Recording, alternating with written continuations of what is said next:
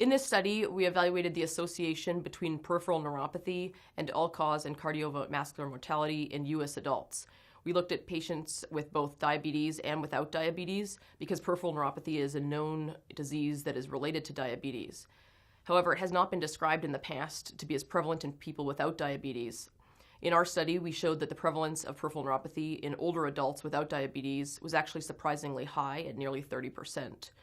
Among participants that had peripheral neuropathy, they had a significantly higher rate of all-cause mortality out to 13 years of follow-up compared to people without peripheral neuropathy.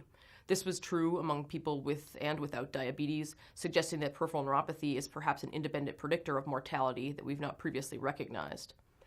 The risk factors for peripheral neuropathy are fairly well described in the diabetic population and include hyperglycemia and poor blood sugar control. In people without diabetes, they are not as well described. We know that peripheral neuropathy can cause as a result of cancer with chemotherapy treatment or of excessive alcohol use. However, after adjusting for these variables, participants in our study had persistently higher rates of peripheral neuropathy than we expected, and the association of peripheral neuropathy with all-cause and cardiovascular mortality was significant despite risk adjustment.